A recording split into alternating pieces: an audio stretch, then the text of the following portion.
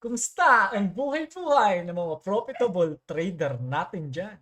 Sa video na to, ibabahagi ko sa inyo if how did I transform this trading plan into this 112.18 result, PNL result. Pupunta na tayo ngayon sa gocharting.com para i-analyze yung SOY, kung ano yung nangyari, kung bakit ko na-accomplish yung ganyang trading result. So, pag nag-a-analyze ako ng market, simple lang yung ginagawa ko. Aalamin ko muna yung market structure ng 1-day time frame. Kumbaga, 1 day ang aking higher time frame basis. Yan. As of the moment, yung SOY ay nagkaroon ng bearish market structure from that area and nagkaroon ng ganitong market structure. Nagkaroon ng, by the way, ang naabutan ko is siguro dito pa lang. Dito lang sa area na to. Yan. So, ito yung kanyang current market structure. So, nakita ko na meron na siyang change of character dito sa higher time frame. Wow. Sabi ko, wow. Sa lahat ng bumabagsak, ikaw lang yung tumataas. Kakaiba ka, aking kaibigan. Kakaiba ka, Soy. Hindi ka nakasoy. Ka-up ka na. Hindi connected, sorry na. So, ayan, nakakita nga ako ng change of character dyan. And I am expecting the price dahil nakita ko yan na pwedeng magtumaas muna dito. Ayan, tumaas dyan. Bakit tataas dyan? Kasi meron po tayong break of structure dito which is currently change of character sa lower, sa internal time frame or lower time frame. Ayan. So, I am expecting the price na tumaas dyan. Ito yung probability ko dyan. Bakit ako naglong? Kasi I am expecting the price na tumaas dito sa FBG na to or dito bago bumaba dito tapos umangat ulit. Yan yung aking daily time frame analysis. So, syempre hindi naman daily yung iti-trade ko. Kaya imamark ko na yung aking current lower low kasi laging lower low na to from this. Actually, higher high na to. Imamark ko yung aking current higher low. Ito yung aking low. Ayan. Ito yung aking range. Ibig sabihin, sa area lang na to ako magte-trade. Ayan. Uulitin ko, ito yung aking higher time frame technical analysis. Yan lang yung ginagawa ko para masanay na kayo sa akin. So, sinumin ko siya sa 4H para mas makakita ako ng trading opportunity. So, ayan. Ito yung naabutan ko sa 4H and ito yung kanyang market structure as of the moment. Ayan. Valid pullback. So, ayan yung kanyang market structure and nakakita ako dito ng change of character dito sa area. So, I am expecting the price na tumaas na. Ibig kong sabihin, ito yung naabutan ko. So, kung i-replay pa natin yan, ayan. Kung i-replay pa natin yan, ito, halimbawa nagkaroon ng change of character dyan, ayan. So, I am expecting the price na pumunta lang dito sa demand zone niya. Ayan. Yan, yan. Ayan.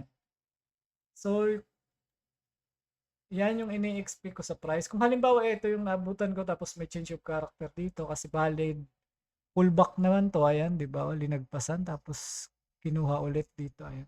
So, ayan yung market structure ng 4H kasi hindi siya ganun kalinaw. But, nakita ko may change of character dyan. 1H natin. Ayan, ito yung change of character sa area na yan. So, I am expecting the price na mag-retrace. Kasi, from bearish, ayan, from bearish, bullish na po tayo. Ganyan na yung market structure nga. Nagkaroon na po ng tinatawag na market shift. Ayan. So, I am expecting the price na bumalik dito at tingnan nyo kung ano nang nangyari.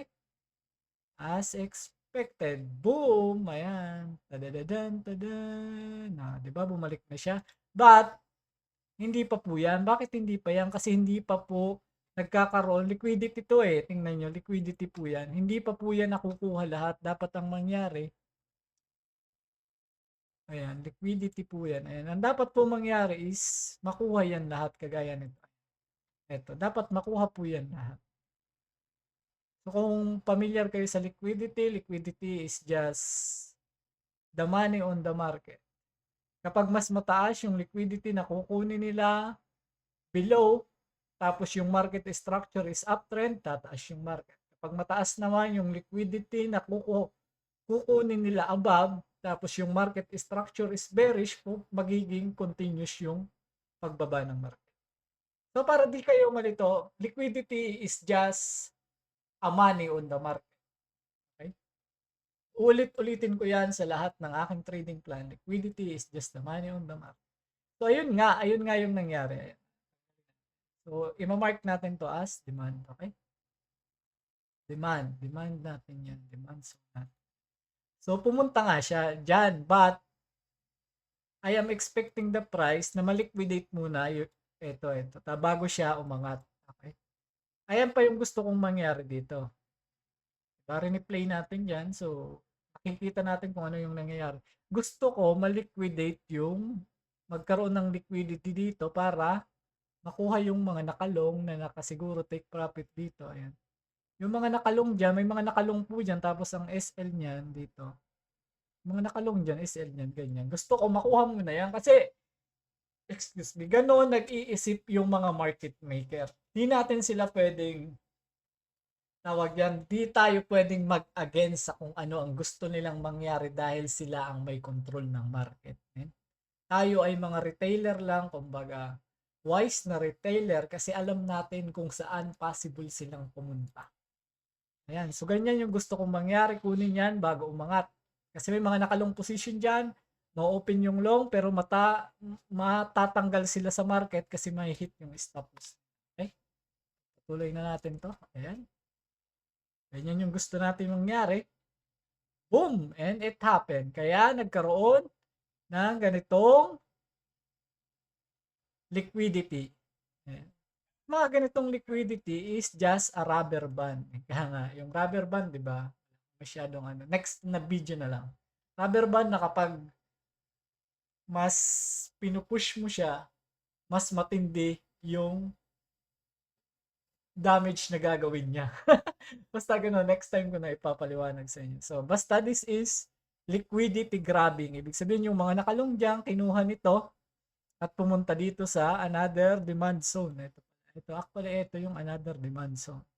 Ibig sabihin, demand zone, may mga nakalong position dito. So, demand zone yan eh. Ibig sabihin yan yung price na gusto nilang bumili. Demand zone. Pasensya na, ito yung na-mark ko. Ayan, demand zone din yan. So, kinuha yung mga long nila dyan. So, bakit kinuha yung mga long nila dyan? Kasi para mas iangat yung price. Ngayong nagkaroon na ng liquidity grabbing dito sa area na ito, oras na para iangat yung price sa totoong patutunguhan nito. Okay? Yan. So, maghihintay tayo. Okay, continue na natin yan. Ayan, binalikan ulit. Tapos binalikan ulit. Ibig sabihin, marami talagang nakalong dyan bago umangat yung price. So, ito yung naaabutan ko. According sa trading plan, ito talaga yung naaabutan kong area. Ayan. Yan yung area. Nakita na ako ng change of character dito. And I am waiting. Sa trading plan ko, I am waiting na lang na magkaroon ng break of structure dito. Ngayon, na nakita ko yan, dapat magkaroon ng break of structure dyan. Tapos, magkakaroon ulit ng liquidity dito sa area na to para kunin yung position nila marahil dito sa demand zone bago umangat ulit yung price. Ayan. So, dapat magkaroon ulit ng liquidity. Bakit po pa ulit-ulit nagkakaroon ng liquidity? Kasi nga, para makuha ulit yung mga nakabay ng retailer para mas mahatak yung price pataas. Dapat magkaroon ng liquidity dyan. Ayan. Para yung mga nakalong sa position na to, kasi may mga nakalong dyan, liquidity yan eh. Ibig sabihin, babalikan niya ng price, pero dapat basagin niya na yan kasi para mas mahatak yung price sa kung saan talaga to patung.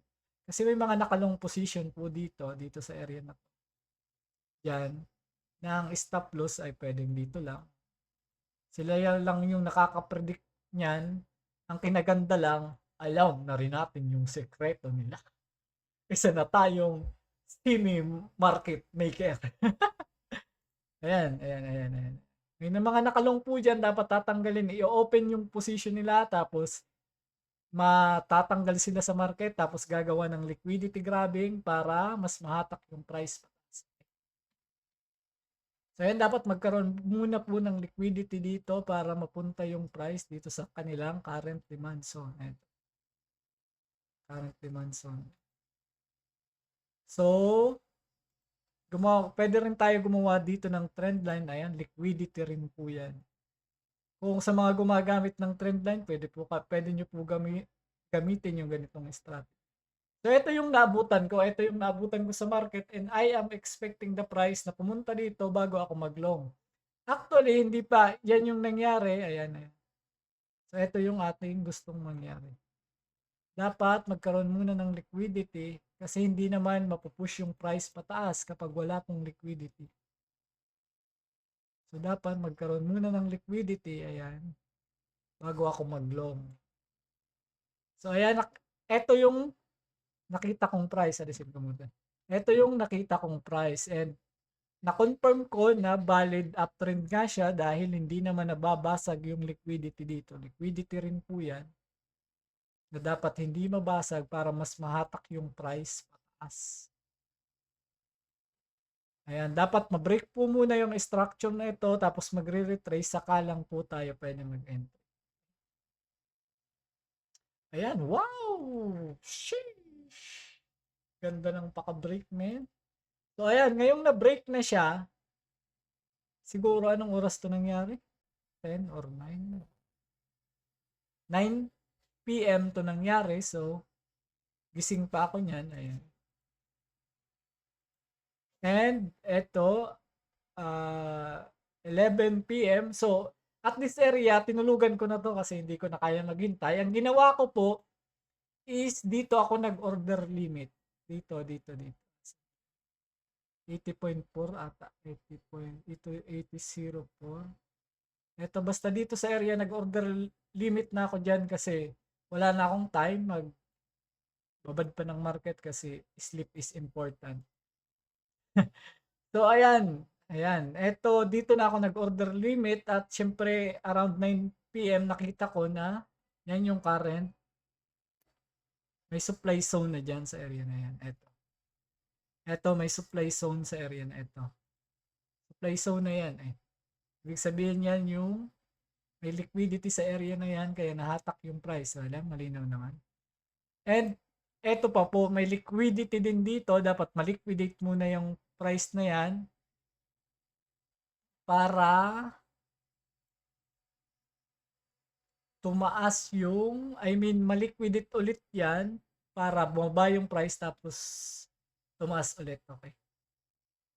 So, ayan, may nakita pa po akong liquidity dito. Ibig sabihin, may mga seller po dyan. O, ulitin ko. Liquidity, ibig sabihin, may mga seller po dyan. Nandito yung kanilang SL. Tapos, pwede yung TP nila hanggang dito lang. Ayan.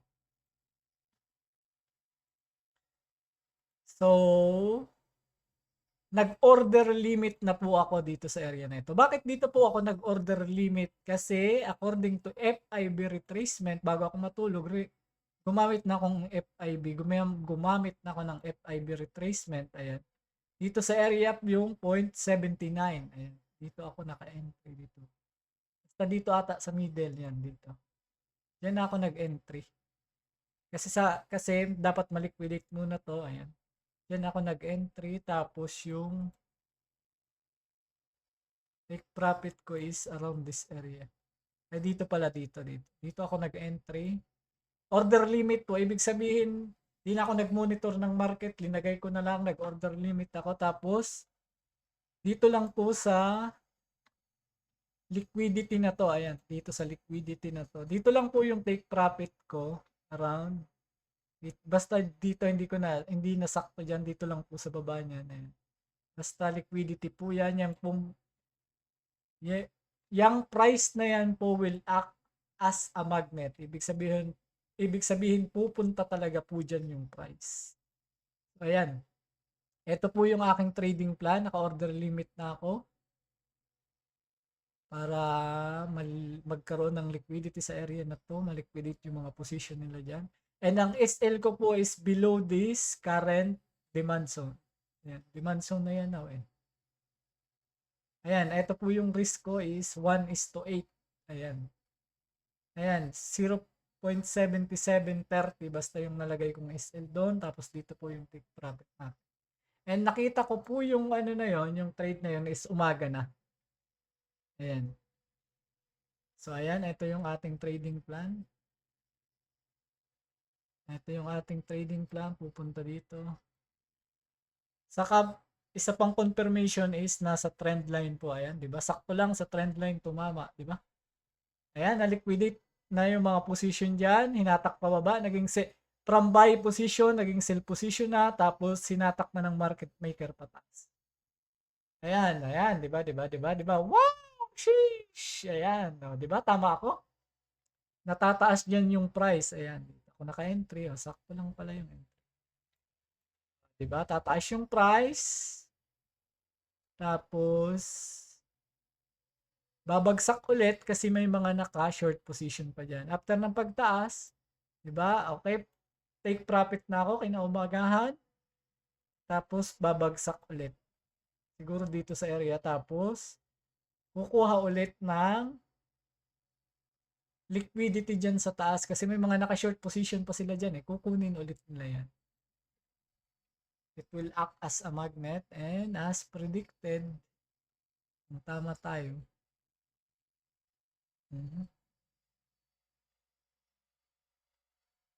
Sakto, di ba? Sakto. Ayan, sakto lang.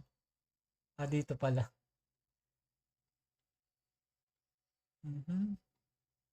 And tada! Ayan, as of the moment, nakuha na yung current supply dito. Ayan, nakuha na rin yung liquidity dito. Nagkaroon ng mini dam. Tapos inangat ulit yung price. Ayun, maraming salamat. Sana meron kayong natutunan bukas uli.